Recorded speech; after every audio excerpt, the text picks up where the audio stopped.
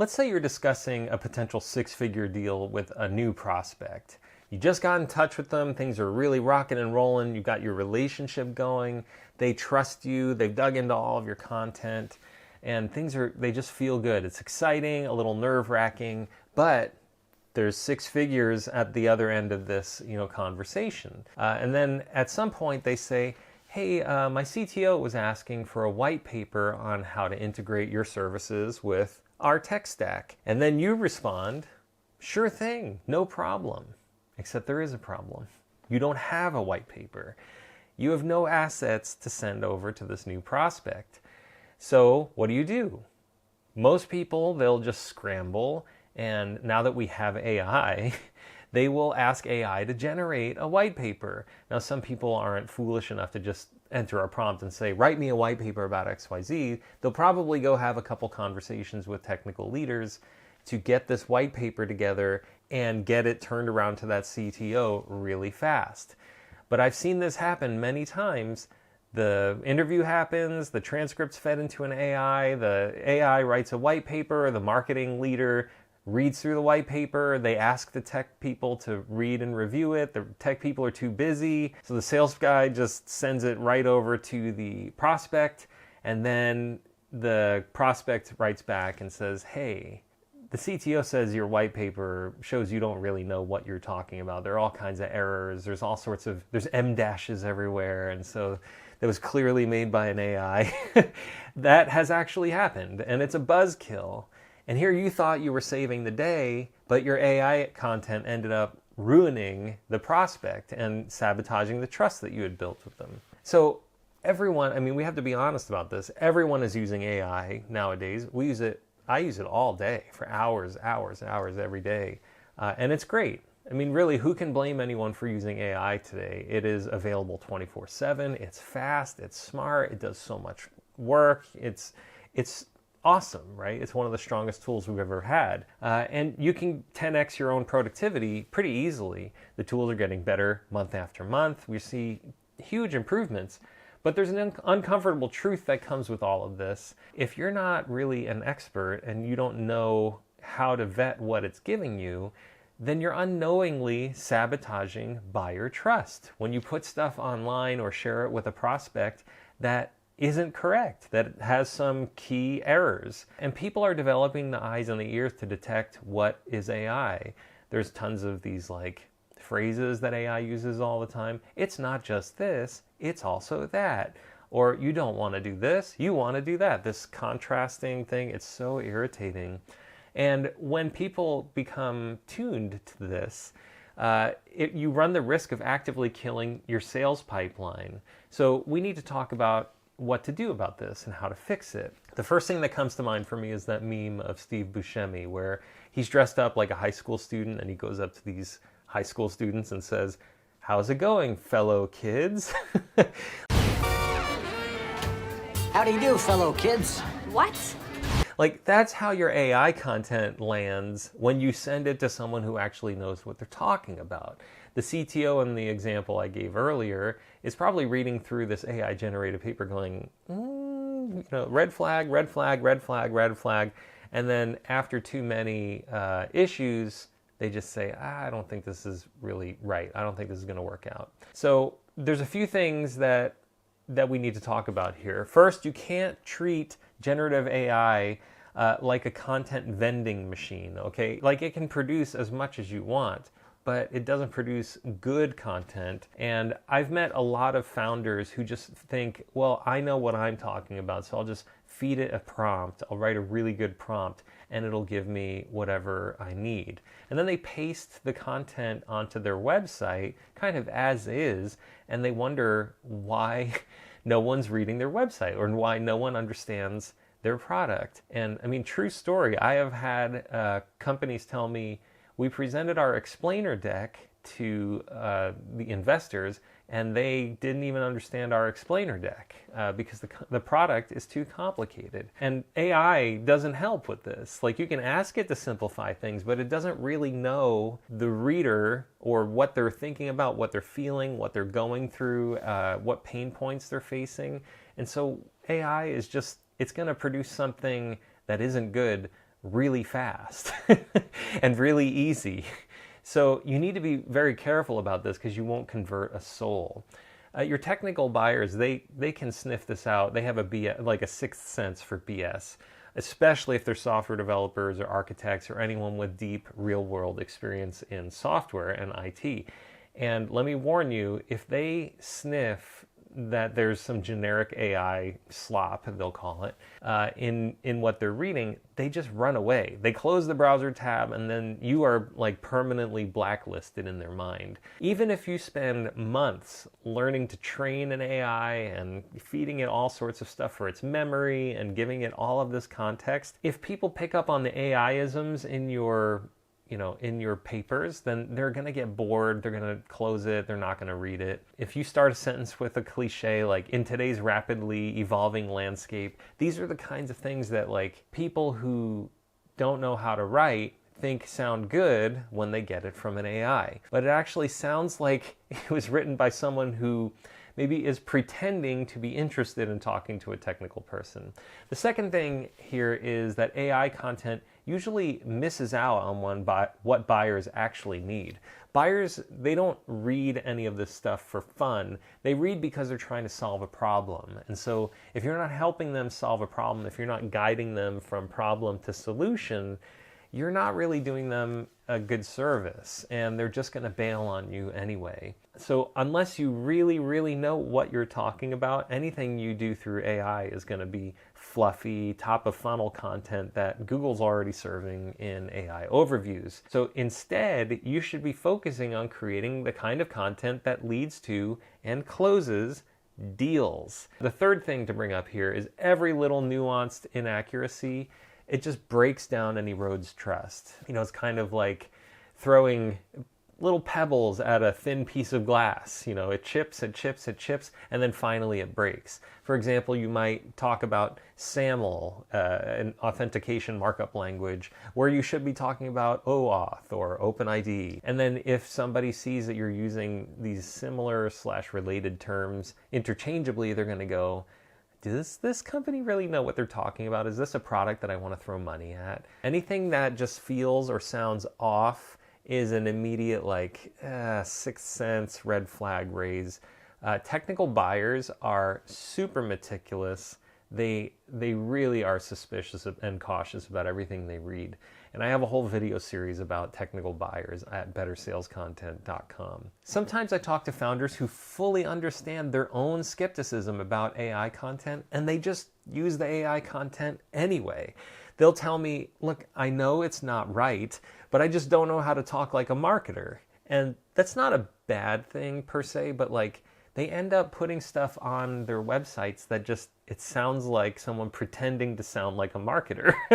So you've got to have taste and knowledge about how people speak and what they want to read, depending on who it is and how you're producing it. And a lot of times founders will say, well, I just need them to click the video. Once they see how good our product is, they're going to want to buy from us anyway. And that really couldn't be further from the truth, because nobody really cares. If you don't give them a reason to care, they don't care. And you know this already because this is how you are buying things already.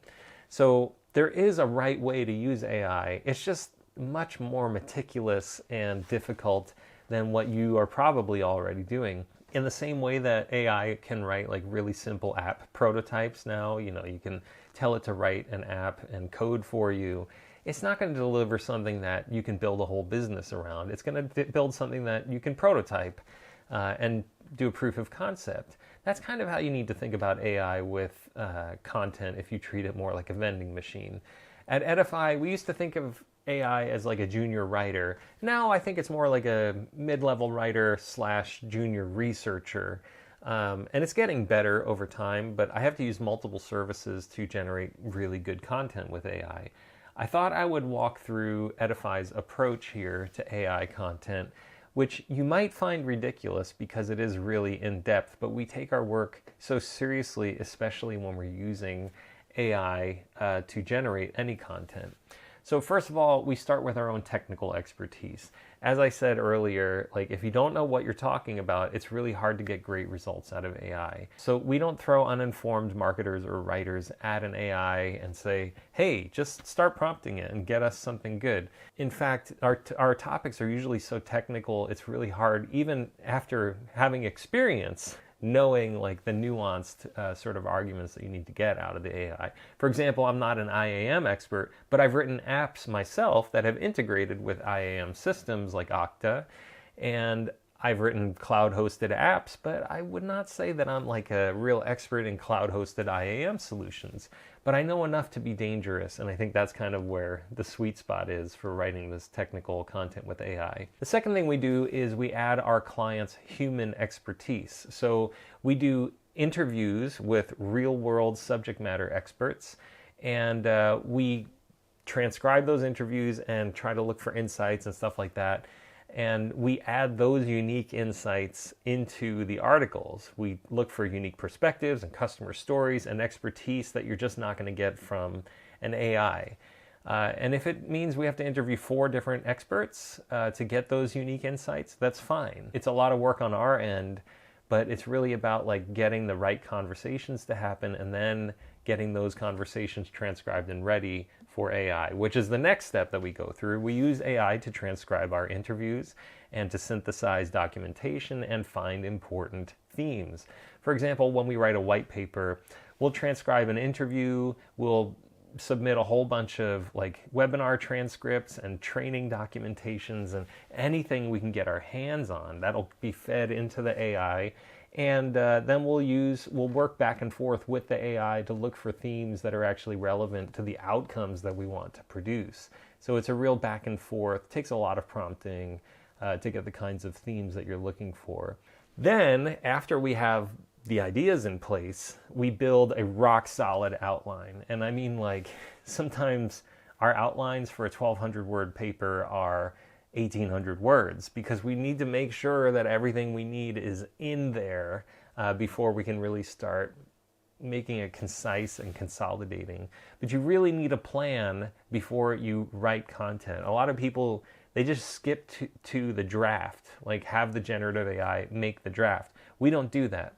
We actually work on outlines chunk by chunk, a piece at a time, and make sure that all of the key points from an interview transcript are in the right sections and that we have a flow in the outline that actually tells a story and makes something compelling and interesting. The next thing we do, we collaborate with our clients on a plan.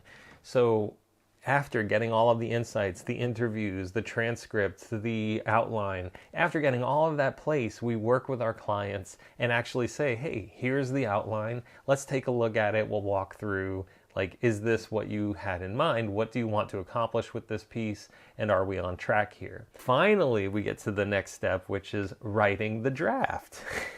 Working with AI is a collaborative effort. So instead of telling the AI, go write a draft, here's an outline, it's funny, even last night, I had to really bend the AI to my submission, and it really fought me every step of the way. Even though I've generated so many of these types of pieces of content, I even have like a template piece of content, for a case study. Like, I'm going to write a case study. Here's a sentence by sentence template that you're going to follow, and it still couldn't do it right. So you can't just tell the AI to go write a draft. We actually have it write in small segments based on pieces of the outline. Sometimes I have it write one paragraph at a time, and then I go through, assemble it all, reorder paragraphs, and make sure it reads and flows, and then I'll go through an edit phase. So the next step is we go even deeper. We use our human judgment to add client-specific insights and expert insights wherever possible that the AI may have missed. So here's a pro tip. Go through your interview transcripts and highlight, what you want to make sure you get in your article. Even if it's in the outline, the AI may still miss it. So you got to make sure that what you started with, the good raw source material, insights, and highlights from a conversation, they end up in the final draft. The next thing we do is edit, and edit. Every article that we produce goes through multiple rounds of human editing. And that means like an internal editor on my side. On the client side, we sometimes have a third-party editor go through pieces. Sometimes our clients go through 2 to 4 rounds of their own edits, whatever it takes to get the piece right, because our work is concise, engaging, and expert level. We can't have these technical buyers reading something we produce and going, it doesn't sound right. And finally, the last thing I generally do is pit one AI against another. So I'll work with ChatGPT for a few hours, and then I'll take all the output there and dump it into Grok, and I'll say, hey Grok, pretend you're an expert in an opposing or at a competitor, and you read this article. What are the things that you're going to bring up that you believe are not true? So I'll feed PDFs into each AI and just have them kind of compare, and then I'll incorporate some of that competitive feedback into my final pieces. So all of that is what it takes for Edify to generate an AI piece of content. Yes, it's incredibly in-depth, but it's the only way to turn a generic robotic draft into a sharp, credible, revenue-generating asset. Generally, the things that we generate cost hundreds, if not a few $1,000s per deliverable, and so we want to make sure our clients get good ROI out of that. Our work costs more because we do more to create value than just tell an AI to write a blog. Additionally, we use the latest and greatest features for every AI. So if you don't know, ChatGPT has custom instructions. It has preferences you can set about the types of responses you get. You can use folders. So I use folders on a per client basis, and I'll say, here's the style guide for this client, and here's some important documents that you need to reference. Here is the way that this CEO likes to portray himself, or this CEO portrays herself in these thought leadership pieces. So we really are using AI to the greatest extent possible when it comes to the latest and greatest features. We do context setting, I manage memory. There's a whole bunch of stuff that we do to make sure that it writes more and more like us as an employee. So I know that my AI drafts are probably not like your AI drafts if you're not using AI to this extent, because mine is preloaded with tons of information that's super critical to generating the kind of content that I expect. Very high quality, better than most freelancers that I've ever worked with. So it used to take our team 6 to 12 hours to write, a single piece, and we worked fast. We could write really fast, but it still took hours and hours. Now I'm able to write a 20-page white paper in 1 to 2 weeks with AI, whereas other companies take 2 to 3 months, and they charge a lot more than we do. So we are using AI to really accelerate our productivity and what we deliver. And all of this, I just want to bring it back to the main point of why do we even write content anyway? What is the whole point? We want to tell the world that a product or service exists. We want to generate interest in that product or service. And we want to get people to buy that product or service. Content should never be produced for its own sake. It's just kind of useless, and you're just going to fill up the web with stuff that no one wants to read. Instead, what we do is produce content that people do want to read, that they remember, that makes a difference in a sale. And finally, I'll add that your sales team should be starving for content. If you're good at producing content, then the sales team should be really asking you for a lot of different assets, because your content has the opportunity to give them so much leverage. Top of funnel blogs do nothing for a sales team. I mean, it may be if a prospect says, oh, do you do this? Then the salesperson might send, oh, here's an informational blog about this. But high value assets are really going to make a difference when it comes to your AI content and not sabotaging the trust that you've built with your prospects. You can do it with case studies, you can do it with technical white papers, competitive analyses, product explainers, battle cards. These are things that AI can't just write for you. It has to have all of this context, or the person using the AI has to really tell the AI everything it needs to know in order to produce something worthwhile.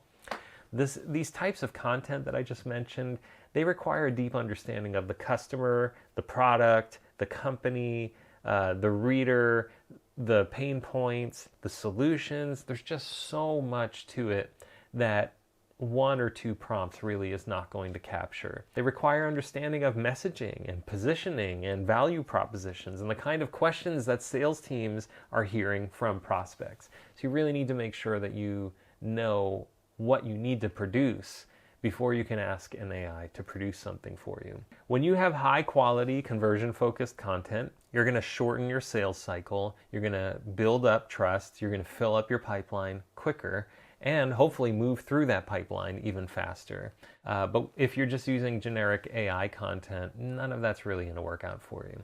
So to wrap it up, stop letting generic AI content sabotage your pipeline. It's really easy to ruin things for yourself, shoot yourself in the foot. Even if you're trying to fill a gap, oh, this prospect needs a white paper from us, don't just go generating it with AI. You really have to work more strategically than that. Without enough context, an AI is just like a junior level employee. Would you go to a junior level new employee and say, oh, I need a white paper to convert this 6-figure deal by the end of this week? Of course not. That would be foolish. So you need to raise your standards, or you need to change what you put out in the market. And maybe you just need to hire us. So if that sounds appealing to you, just check out edifycontent.com or send me an email, anthony@edifycontent.com. If you are ready to create technical content that builds trust and drives revenue, we should definitely talk. Our entire team uses AI. You won't believe what we can put together for you in just a couple of weeks. So yeah, just send us an email, leave a comment, whatever it is, however you want to reach out. I'd love to chat about what your business needs.